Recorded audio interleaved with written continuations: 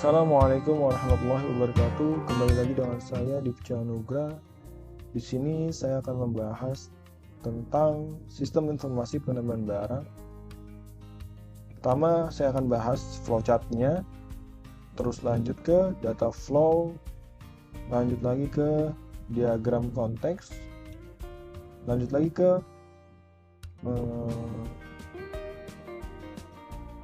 normalisasi database, lanjut lagi ke diagram IRD, terus lagi lanjut ke dalam kamus data. Jadi pertama sini saya akan membahas dari flowchart sistem informasi penerimaan barang. Sini bisa dilihat flowchartnya. Saya akan jelaskan satu persatu. Pertama di sini kita punya 5 entitas. Ada entitas supplier, gudang, QC, purchasing, dan accounting. Mulai dari supplier mempunyai surat jalan permintaan barang yang berbentuk dokumen, dan dokumen itu dikirimkan ke dalam gudang menerima dokumen dan surat jalan dan permintaan barang, diproses melalui proses yang tidak melibatkan sebuah komputer, makanya menggunakan simbol ini. Diproses cek kesesuaian apakah barang atau apakah surat tersebut sesuai. Jika tidak, surat itu akan dikembalikan lagi kepada supplier. Jika surat sesuai, maka akan diproses membuat data barang oleh gudang, data barang dan surat jalan permintaan barang sesuai. Data barang akan dibuat sebuah dokumen, dan dokumen itu akan dikirimkan ke dalam QC untuk dicek data barang apa saja yang perlu dicek. QC akan memproses data barang, uji kualitas data barang yang uji kualitas barang yang ada dalam data barang tersebut. Jika barang tersebut bagus, maka lolos uji, dan jika barang tidak, maka akan dibuatkan label reject. Data barang reject akan dibuatkan dan akan masuk ke dalam purchasing untuk dibuat surat pengembalian dan balik lagi ke dalam supplier. Nah, ini. Tadi sudah sampai sini, data barang reject, balik lagi supplier. Jika barang itu bagus, barang lolos uji coba, akan diproses membuat label incoming material atau material baru. Masuk lagi ke dalam gudang, membaca data barang incoming material, membuat BMB barang material baru, update stok barang, dan dibuat dokumen stok barang. Dalam bagian BMB-nya, itu akan masuk dulu ke dalam accounting untuk melakukan proses pembayaran, biasanya akun catatan. Lalu dari accounting akan mengkonfirmasi dan balik lagi ke dalam gudang dan selesai. Karena barang berakhir di gudang, maka selesainya harus di gudang. Nah, itu penjelasan dari flowchart diagramnya. Lanjut lagi ke dalam, baik teman-teman, ini adalah data flow diagramnya dari sistem informasi penerimaan barang. Bentuknya seperti ini. Sini saya tidak akan jelaskan panjang karena masih banyak data diagram lainnya. Saya akan menjelaskan sedikit saja. Terdapat input output accounting, terus function pemesanan. Sini bentuk ini adalah bentuk dari penyimpanan database. Di sini transaksi pembelian akan disimpan, transaksi barang juga, transaksi supplier, transaksi return, transaksi permintaan. Sini ada function penerimaan, function pengeluaran, supplier, input output supplier dan produk, input output produksi. Sini adalah hubungannya, flow-nya, produksi, flow-nya data pengembalian, balik lagi data barang, permintaan, data permintaan. Nah, ini adalah gambaran umumnya. Teman-teman bisa langsung lihat aja. Lanjut. Baik teman-teman, kita masuk ke dalam normalisasi table, relasi dari sistem informasi penerimaan barang. Di sini terdapat berapa table? 1, 2, 3, 4, 5, 6, 7, 8. Terdapat 7, 8 table. Ada tabel pembelian, karyawan, supplier, barang, detail pembelian, detail permintaan, detail permintaan, return, dan detail return. 1, 2, 3, 4. Oh, 9. Bahkan 9. Ada 9 table. Kita jelaskan dari table pembelian dulu. Terdapat atribut apa saja. Di sini ada ID PO, ada pembelian. Disingkat. Ini ada origin key-nya atau kunci tamu. Itu ID supplier dan ID karyawan. Di sini ada atribut tanggal, status, keterangan. Terus juga dia berhubungan dengan detail pembelian. Di sini ada tabel karyawan. Primary key-nya adalah ID karyawan. Nama karyawan, alamat, nomor telepon, username, password, hak akses. Lanjut ada supplier. Supplier mempunyai ID supplier, nama supplier, alamat supplier, nomor telepon. Barang ada ID barang sebagai primary key-nya, ID supplier sebagai virgin key-nya karena supplier yang mengirimkan barang. Karena barang pasti mempunyai dari supplier mana barang itu dikirimkan. Nama barangnya stok, harga beli satuan ya biasanya. Terus minimum order. Detail pembelian nggak ada primary key-nya karena dia adalah turunan dari pembelian. Sini ada ID pembelian sebagai virgin key-nya dan ID barang juga sebagai virgin key-nya. Total pembelian, total reject, keterangan reject. Barang yang reject. Lanjut, sini ada permintaan dulu. Permintaan ada ID PB, ada permintaan barang. Virgin key-nya adalah ID karyawan, tanggal permintaan barang, PB.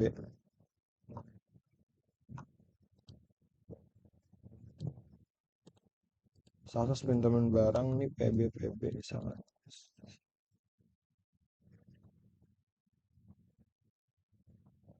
Lanjut lagi ke dalam detail.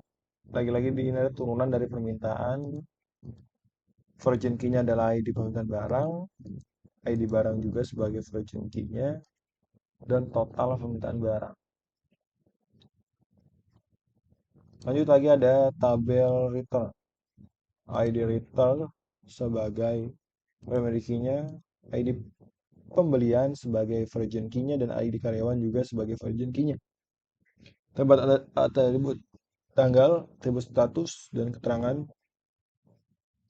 Detail return adalah turunan dari tabel return.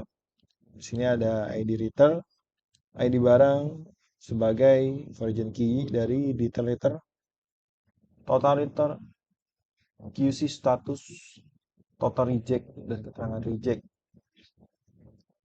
Nah, ini adalah penjelasan singkat dari normalisasi tabel relasi dari sebuah sistem informasi penerimaan barang.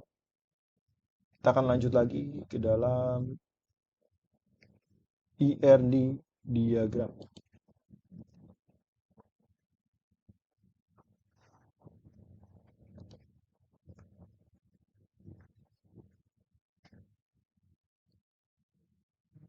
Baik teman-teman, ini adalah gambaran EID diagram dari sistem informasi pengenalan barang. Cukup kompleks dan agak rumit. Kita akan jelaskan secara singkat dan rapi detail.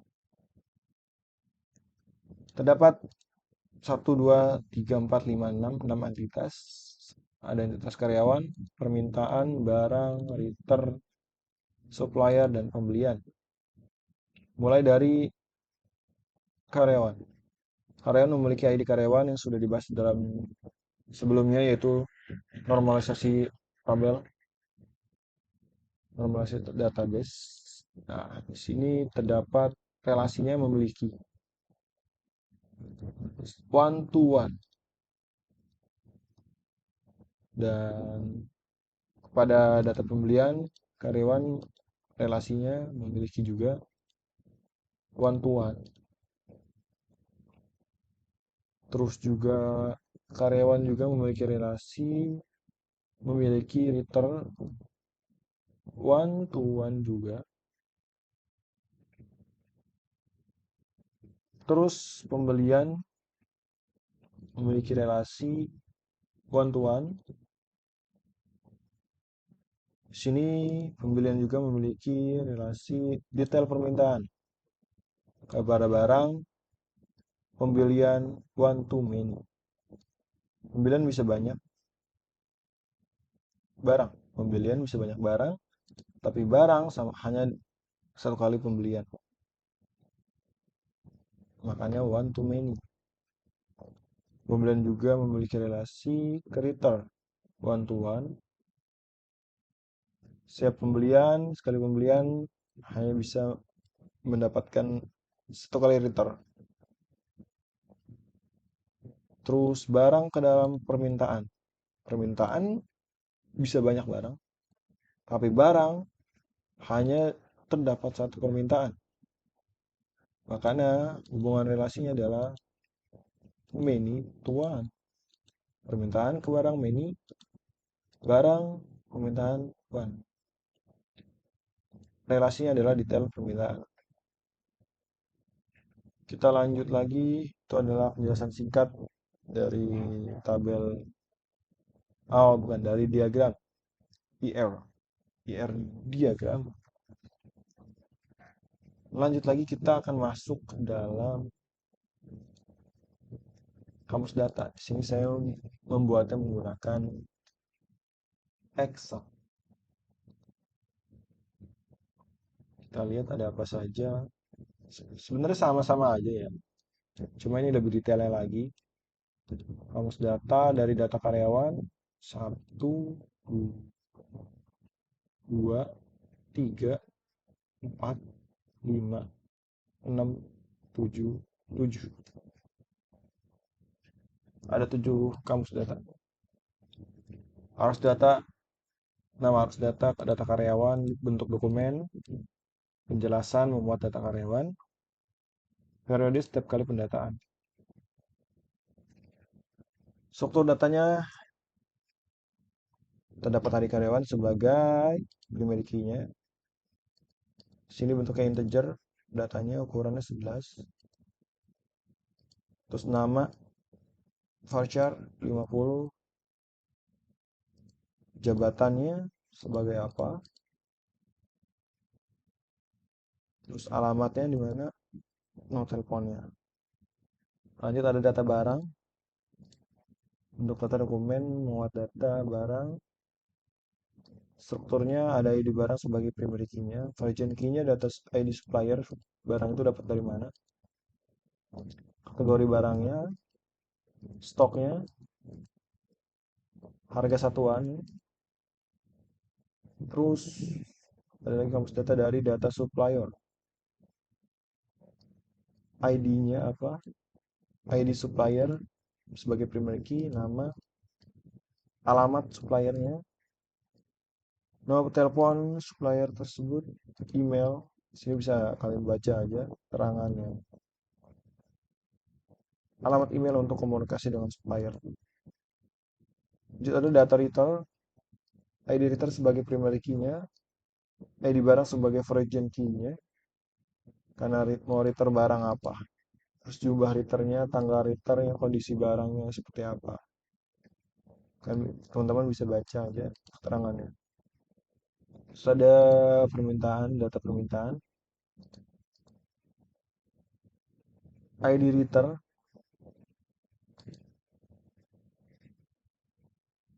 Oh, ini bukan ID reader, salah. ID permintaan, ID permintaan.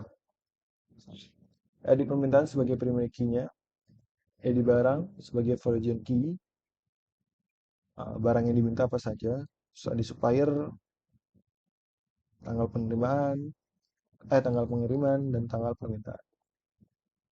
Tipe datanya date untuk tanggal. Terus lagi ada data penerimaan. ID penerimaan, oh ini berarti permintaan. ID penerimaan sebagai primary key, ID supplier sebagai virgin key, ID supplier mengirimkan barang.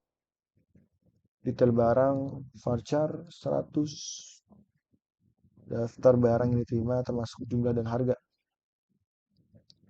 Tanggal penerimaan, date, kondisi barang. Lanjut lagi ada terakhir data pembelian. ID pembelian sebagai primary key, ID supplier sebagai virgin key, detail barang, terus juga ada tanggal pembelian dan total pembelian. Nah, sudah kita bahas semuanya. Mungkin itu saja penjelasan singkat dari 5 tabel, yaitu tabel pertama tadi kita dapat bahas flowchart, terus juga ada data flow diagram, ada normalisasi database, terus juga ada IRD, dan terakhir ini ada kamus data. Nah, sebenarnya masih banyak lagi tabel-tabelnya, kayak diagram konteks, diagram-diagram lainnya. Nanti kita akan bahas lebih lanjut. Kembali, tinggal tunggu saja playlist-playlistnya di video yang saya upload nanti. Sekian dari saya, wassalamualaikum.